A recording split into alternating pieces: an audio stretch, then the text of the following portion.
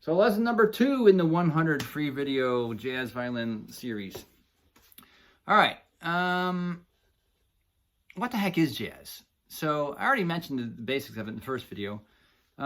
Jazz to me is anything that features most of the parts improvised over a set group of a chord structure.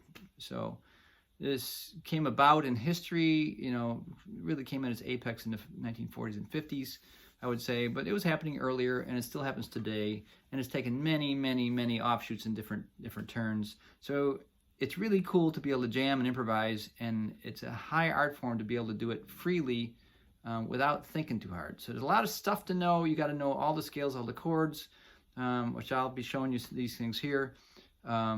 And you have to know how they all fit together and where they go and how they switch them from one thing to the next, and how it can change scales midstream, and seems like a tall mountain. And it can be, but the idea is to, with anything, to get the chops, your skills together to the point where you don't have to think about it. Your mind is wiped and it just comes out.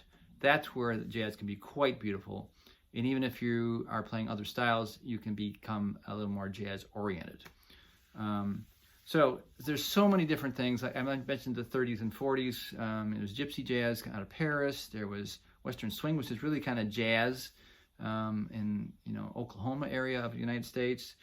Of course, bluegrass was almost kind of jazz. A lot of these bands play the same tunes, although the improvisational part in bluegrass isn't as strong until more recently.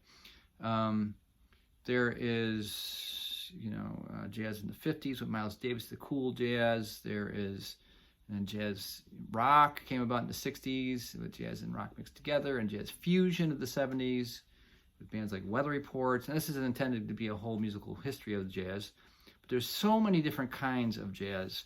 Then in the 80s, it got to be kind of jazz fusion became smooth jazz, which I didn't really care for as much myself. It was a little too formulaic for my taste. Maybe you love it. I have some great friends who play in famous jazz, smooth jazz groups.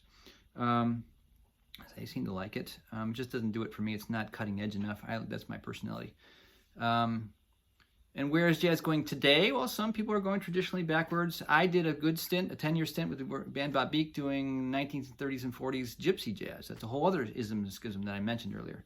And I'll mention the differences between these things musically, not just historically. I come from a jazz fusion background too in the late 70s and 80s. I played in the band Gamelan as the electric violinist in that group. And it was a pretty heavy-hitting rock group with no vocals. So it was jazzy. So I can show you all this stuff, and we'll go through it. There's many different forms, and we'll talk about the theory behind it all and make it all happen for you as well. So that's what is jazz. It's anything improvised, in my opinion. It's a great word, jazz. Isn't that cool? It means just kind of being free, but also knowing your stuff at the same time. It's a tall mountain. You can stay cross-legged on for a while, but it's worth it. It's worth the study. There's lesson number 2.